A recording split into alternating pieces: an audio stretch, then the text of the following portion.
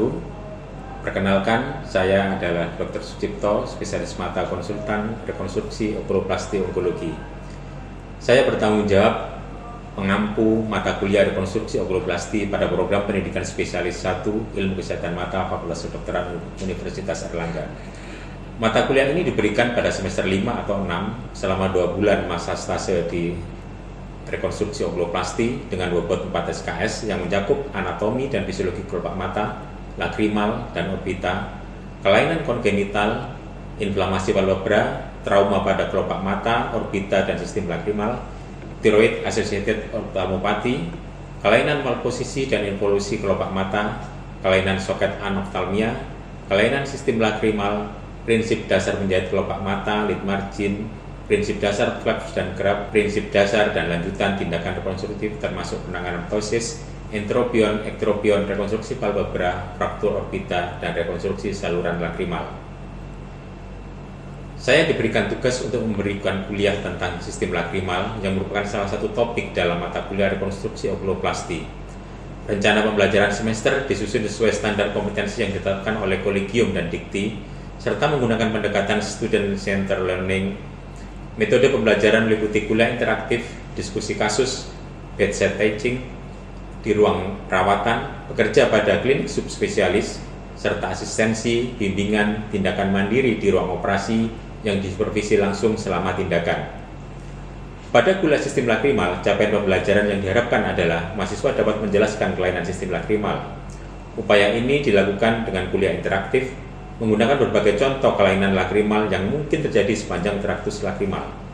Penguasaan pada mata kuliah ini akan menjadi landasan untuk proses belajar selanjutnya pada bedside teaching hingga melakukan tindakan mandiri. Evaluasi dilakukan melalui ujian tulis, pretest 10%, post-test 20%, diskusi kasus, mini CX 20%, OC 30% dengan rubrik kompetensi spesifik okuloplasti dan keterampilan 20%. Mahasiswa juga diberikan tugas presentasi kasus rekonstruksi dan okuloplasti dan harus menyusun laporan operasi yang divalidasi oleh supervisor. Umpan balik dari peserta menyatakan bahwa metode kuliah interaktif, observasi langsung, dan diskusi pasca tindakan sangat membantu pemahaman klinis dan teknis, serta penguasaan kompetensi yang telah ditetapkan dengan nilai batas lulus 78 atau AB. Hal ini mendorong saya untuk meningkatkan penggunaan video rekaman tindakan dan memperbanyak kasus pembelajaran berbasis masalah untuk semester berikutnya. Selanjutnya akan kita ikuti contoh perkuliahan di mata kuliah rekonstruksi okuloplasti dengan topik sistem lakrimal. Terima kasih. Assalamualaikum warahmatullahi wabarakatuh. Sekarang kita mencari penyebab dari hiperlakrimasi ya, mulai dari central nervous system ya sampai ke kornea ya, daerah-daerah yang menyebabkan produksi air mata bertambah. Di supranuklear kita bisa lihat di situ ada emotional distress, kemudian kelainan-kelainan pada saraf pusat ya. Kemudian yang infranuklear ini bisa karena apial degeneration maupun di cerebropontine angle tumor ya.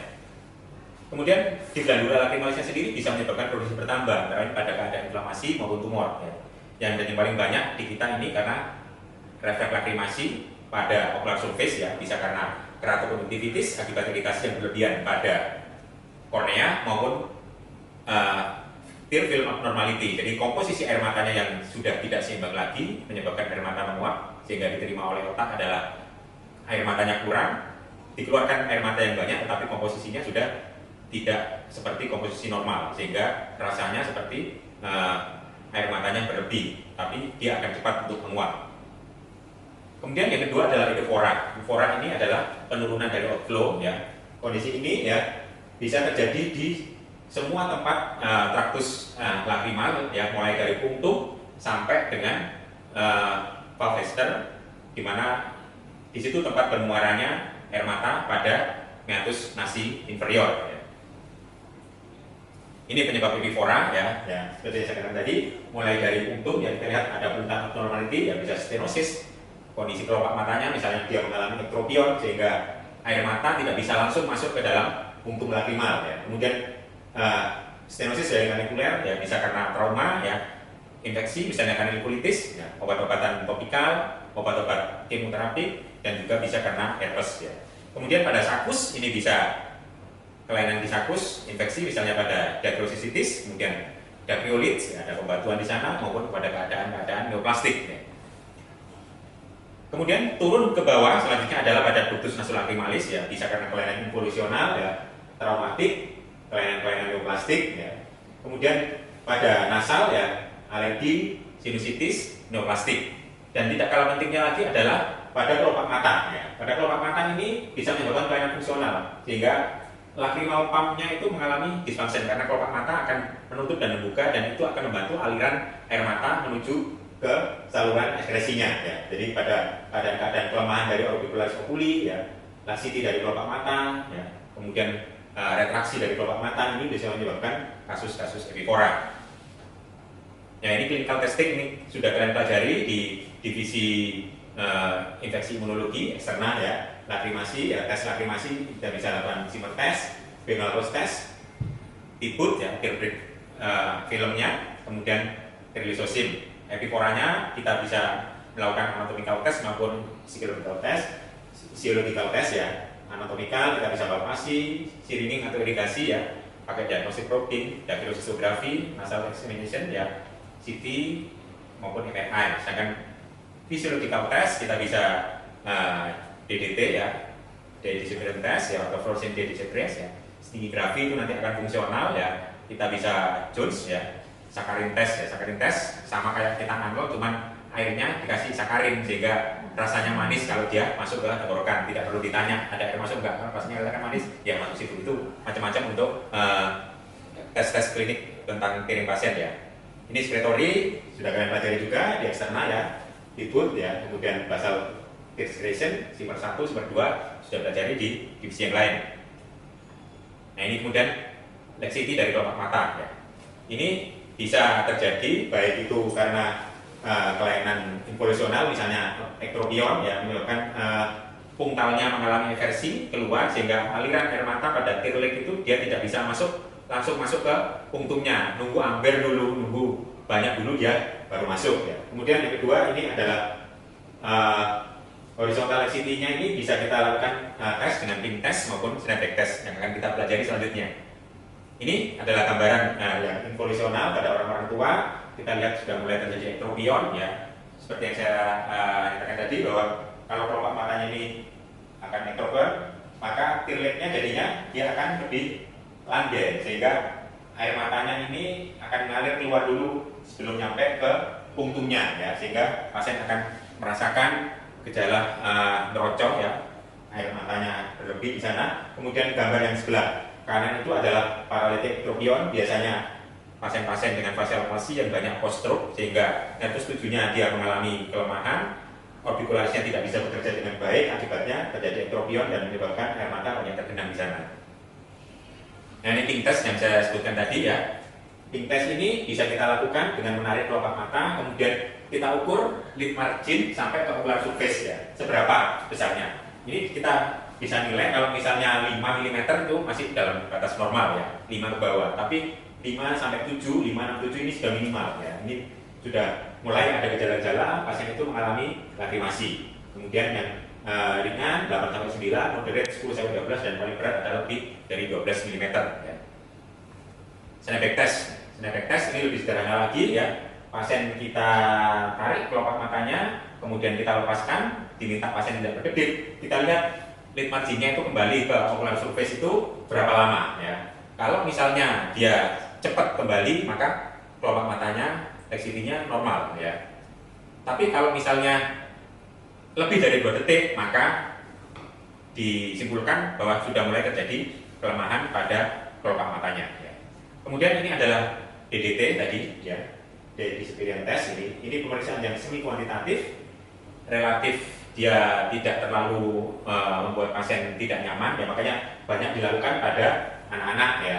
Jadi cukup ditetesi saja, ya, dengan cairan fluoresin, ya, kanan kiri, kemudian kita diamkan selama 5 menit, kemudian kita nilai apakah fluoresinnya di situ berkurang atau tidak. Kalau tidak ada pembuktian, maka cairan fluoresin akan masuk ke saluran ekskresi sehingga fluoresin yang ada di ocular surface itu jumlahnya akan berkurang dibandingkan pada saat keadaan awal, ya. Ini caranya, ya, kita teteskan tadi setelah 5 menit, kemudian kita lihat sisa fluoresinnya ya, apakah masih banyak, apakah dia sudah berkurang ya. Penilaiannya juga semi kuantitatif ya. Ya ini grade 0 ya, grade 0 ini ya relatif bersih, artinya salurannya itu bagus ya. Kemudian grade 1 itu tipis ya. Grade 2 nanti antara 1 dan 2, dan grade 3 itu masih cukup banyak, hampir sama dengan keadaan awal ya. Dan yang grade 2 itu antara 1 dan 2. Ini sangat semi kuantitatif ya, kita tidak bisa menilai secara perhitungan yang tepat, hanya secara semi kuantitatif saja ya. Ya, yang berikutnya adalah Jones test ya. Jones test itu ada dua, Jones test 1 dan Jones test 2 ya. Jones test 1 hampir sama dengan DDT tadi, teteskan cairan fluoresin ya, kemudian ditunggu 2 sampai 5 menit, kemudian kita masukkan cotton tip aplikator pada meatus nasi inferior. Kita lihat apakah ini ada fluoresinnya di situ atau tidak. Kalau ada fluoresinnya berarti positif, artinya salurannya dia paten ya, tidak ada hambatan di sana ya. Nah, pada anak-anak kadang-kadang saya memakai trik ya, anaknya digoda buat nangis, karena kalau kita memasukkan cotton tip aplikator itu susah ya. Goda, nangis itu air matanya kan mendorong situ. Kalau kemudian sekretnya keluar sampai ada fluoresinnya ya sudah, kita nggak usah memaksakan itu dimasukkan fluoresin ya. Anaknya nangis, fluoresinnya keluar ya sudah. Nah, kalau positif kita tidak bisa lanjutkan ke Jones 2, tapi kalau negatif kita harus melanjutkan ke Jones 2 ya. Sebelum Jones 2 itu dilakukan dengan baik, nah, sisa fluoresin yang ada di ocular surface itu harus kita bersihkan dulu ya. Bersihkan dulu sampai bersih ya. Kemudian baru kita lakukan irigasi ya. Irigasinya kita cukup menggunakan salin aja ya. Masukkan lewat puntung, kemudian kita irigasikan ya. Nanti akan kita lihat sana apakah cairannya itu sampai ke meatus nasi ya, sampai ke hidung, ataukah dia regurgitasi ke punktum opposite-nya atau ke punktum tempat kita memasukkan cairan salin tadi ya. Ya, probing, kapan probing dilakukan ya? Probing ini dilakukan apabila kita menduga pada kanalikuli ini ada obstruksi ya. Kita bisa melakukan dengan hubungan probe ya, untuk menilai apakah memang betul dari hasil tesnya itu tadi ada dugaan kita obstruksi di daerah lacrimal, kanalikuli lacrimalis ya. Ya, ini caranya probing ya, terutama pada kanalikuli communicans ya. Kalau dicurigai kanalikuli communicans ada obstruksi di situ ya, kita lakukan probing di sana ya. Kita masukkan probing ya, dilihat di situ. Kalau misalnya dia masuk tanpa hambatan, ini langsung kena ke tulang, sehingga yang kita rasakan adalah shock ya. Tapi kalau kita masukkan di situ kemudian rasanya lembut di situ, berarti kan ada yang mengganjal antara probe dengan tulangnya tadi, terasa lebih lembut, tidak keras. Jadi istilah kita soft stop ya. Berarti di situ ada obstruksi daerah kanalis komunikan. Nah, bagaimana cara melakukan probing? Betul ya. Kalau kita tidak melakukan tarikan kelopak mata ini ke lateral, maka ada kemungkinan kanalikuli ini akan mengalami kinking, sehingga interpretasi kita bisa false ya. Kelihatannya seperti soft stop, padahal kanalikulinya ini kinking, sehingga interpretasi kita bisa salah. Bagaimana caranya? Kelopak matanya ini kita tarik ke lateral, sehingga kanalikuli ini posisinya lurus, sehingga probe yang masuk itu bisa masuk seluruhnya tanpa terganjal oleh kanalikuli yang mengalami kinking, sehingga interpretasinya bisa benar ya. Ini adalah interpretasi. Sebelum interpretasi ada yang ditanyakan tentang probing, tentang irigasi tadi, mungkin menggunakan probe atau siringnya yang ukuran-ukurannya, ada yang ditanyakan? Ya.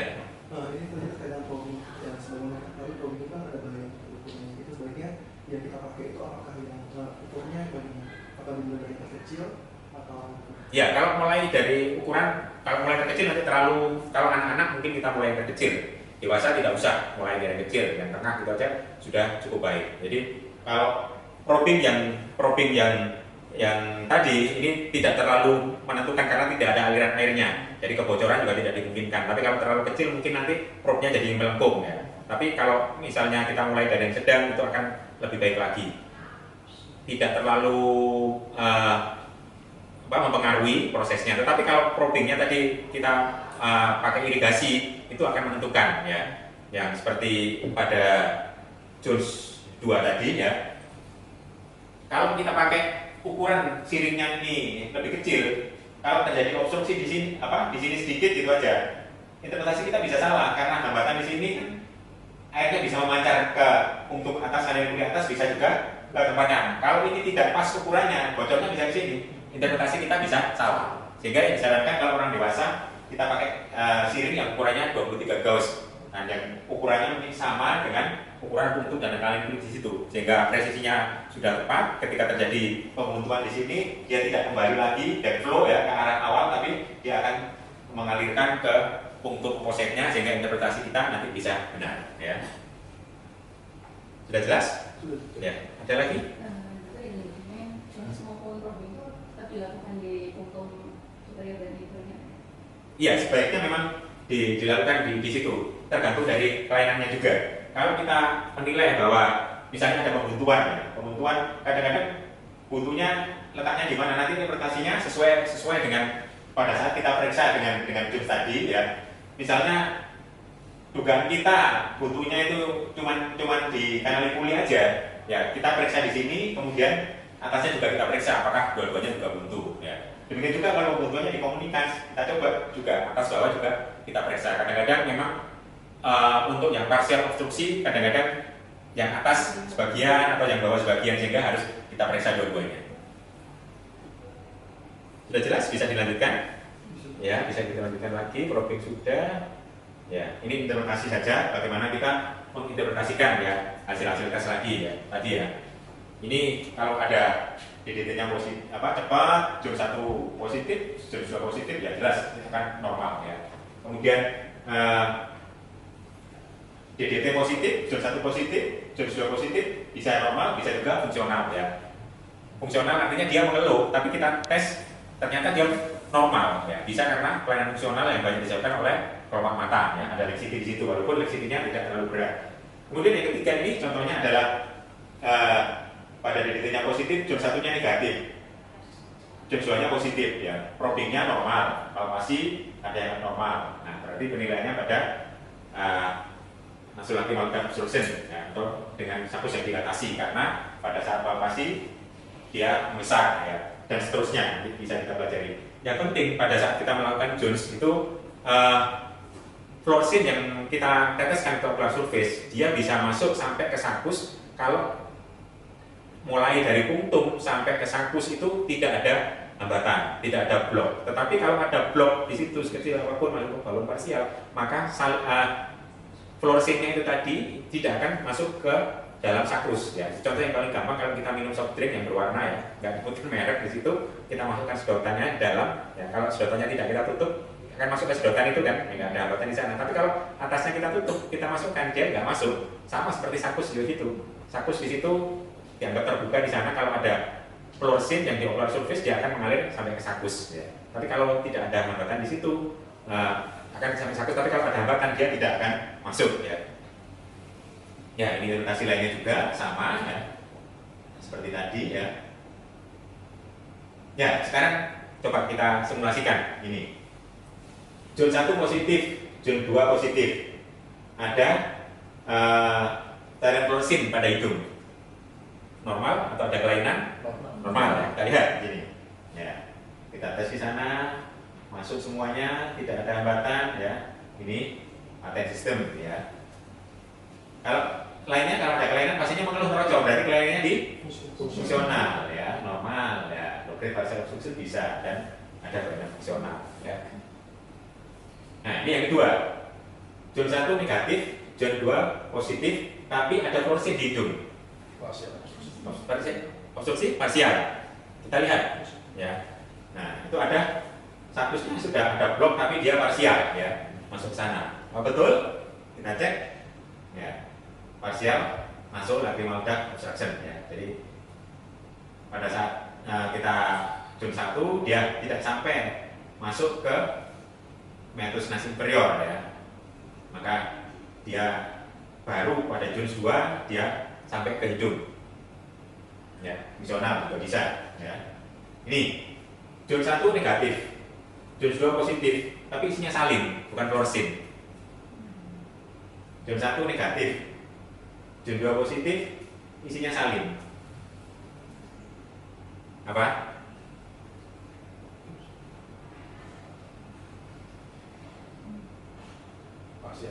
Parsial, lainnya? Parsial. Ya.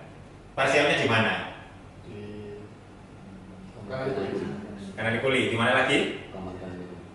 Di mana lagi? Dia berarti fluoresennya itu masuk nggak ke sakus? Nggak masuk, berarti ada pembuntuan di atas, ya, di atas. Ya. Atasnya di mana? Ya. Kita lihat. Nah, ada pembuntuan di kanalipuli, ya. Jadi pada saat ada fluoresin di ocular surface, dia nggak masuk karena di sini ada hambatan. Tetapi ketika dilakukan irigasi, siripnya kan bisa nembus ini, ya. Bisa menembus itu. Ketika kita irigasikan, dia akan masuk ke sakus, kemudian sampai berlanjut ke akumulasi, ya. Nah, ini partial canalicular obstruction, ya. Di kan ya, nggak masuk berarti salinnya nggak masuk, itu nggak masuk ke sakus. Kalau nggak masuk ke sakus berarti ada obstruksi di atas, ya. Di atas maksudnya di atas sakus, ya. Ya, fungsional bisa, fungsional banyak, ya. Ini yang zon 1 negatif, zon 2 juga negatif, tapi ada regurgitasi dari fluoresinnya pada oocyte punctum.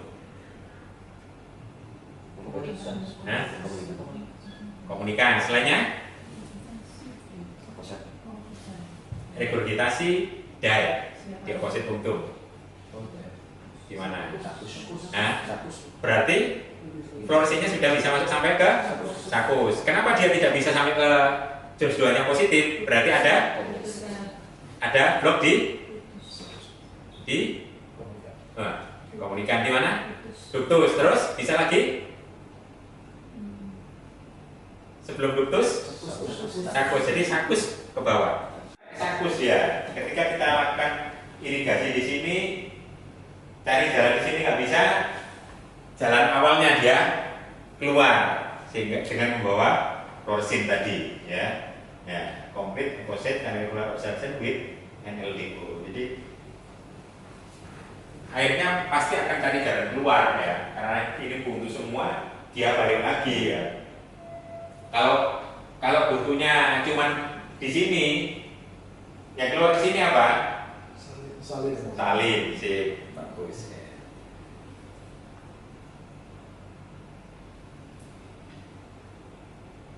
Regurgitasi salin pada punktum yang sama, zon 1 negatif, zon 2 negatif. Nah, obstruksi di dua obstruksi di superior. Kaman canalicular, satunya di canalicular berlawanan. Freddy, buat Freddy. Ya, kita lihat ke sana, ya. Nah,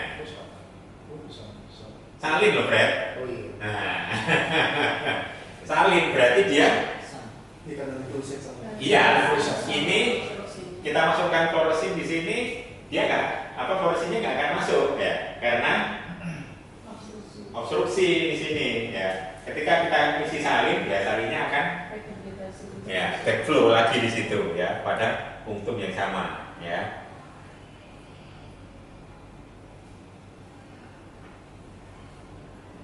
Ya, komplit canalicular obstruction, ya.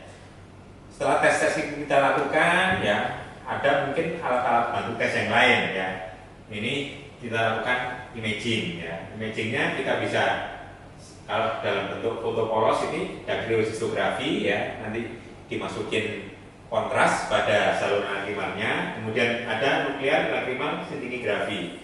Ini tidak untuk mengetahui kelainan anatomisnya, tapi mengetahui kelainan fungsionalnya dari aliran zat radioaktif yang dimasukkan di sana, kecepatannya bagaimana dibandingkan dengan kanan kiri sampai di mana. Tapi secara anatomis dia tidak bisa untuk membedakan. Kemudian ada CT scan di situ, ya, CT DCG, kemudian bisa juga dengan MRI DCG, ya, masing-masing dengan kegunaan yang keistimewaan dan keuntungan masing-masing ya. Sekarang kita DCG. Apakah semua pasien yang mengalami obstruksi saluran lacrimal dilakukan DCG? Tidak ya. Kalau kalian tadi sudah bisa menentukan letaknya dari zone 1, zone 2, tidak perlu untuk dilakukan DCG. Tetapi ada kasus-kasus itu tidak bisa kita jangkau dengan pemeriksaan itu. Apa saja ini ya? Ini complete obstruction, di mana letak dari bloknya ini secara klinis kita tidak bisa menentukan dengan tes-tes tadi ya. Apakah dia di kanalikular atau dia di sakusnya. Kemudian yang kedua adalah obstruksi parsial ya, di mana area stenosisnya ini juga tidak bisa kita tentukan lokasinya ya. Dia parsial, tapi parsialnya di mana? Dengan Jones tadi kita bisa menentukan, kan alurnya kadang-kadang kan sepanjang itu kan, parsialnya di mana kita nggak tahu ya. Kemudian kasus-kasus di mana itu kita suspek sebagai suatu lacrimal sac tumor ya, sehingga kita tidak tahu kalau dengan DCG ini akan ada filling defect ya, ada massa di situ, kita isi kontras ya, kontrasnya itu tentu tidak akan bisa mengisi dari tumornya itu tadi, sehingga ada defect di sakusnya itu tadi, dan mungkin paling banyak adalah tumor di sakus lacrimal. Yang terakhir adalah field DCR. Tidak semua DCR itu bisa berhasil, kadang-kadang ada kegagalan juga walaupun kecil. Kalau sudah gagal seperti ini ya mau nggak mau harus kita lakukan DCG ya. Jadi tidak semuanya itu dilakukan DCG ya. Ini yang DCG-nya ya, gambarnya di sini bagus banget ya.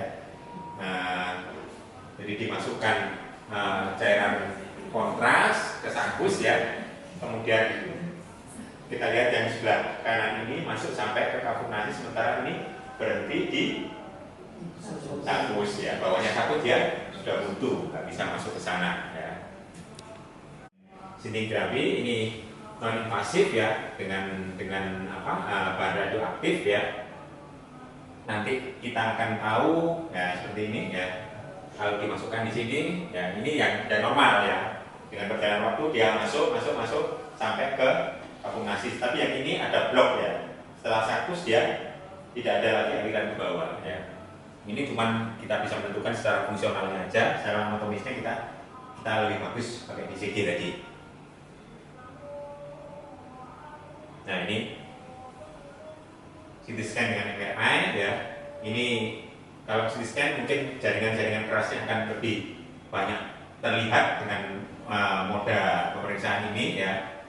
Tetapi kalau untuk jaringan-jaringan lunaknya akan lebih bagus lagi kalau kita pakai MRI, terutama mungkin untuk mencari tahu massa-massa yang ada di sakus lacrimal ya. Karena dengan MRI jaringan lunaknya akan lebih terlihat. Tapi untuk kasus-kasus obstruksi ductus nasolacrimal yang disebabkan oleh trauma akan lebih bagus lagi kalau kita pakai CT scan, karena akan ada pergeseran pada tulang-tulang fasial di sana, sehingga ductus nasolacrimalnya itu mungkin akan mengalami pergeseran juga, sehingga lebih mudah deteksi dengan CT scan. Saya kira itu yang bisa disampaikan pada kuliah siang hari ini ya. Ini menjadi dasar bagi kalian nanti untuk bekerja di poliklinik, di polispesialis rekonstruksi okuloplasti ya, yang akan berkembang terus ya, dan juga menjadi dasar kita melakukan tindakan-tindakan DCR terutama, atau kelainan-kelainan lainnya yang menyangkut traktus lacrimal. Mudah-mudahan ini bisa bermanfaat bagi kalian untuk bekerja di poliklinik maupun di ruang operasi.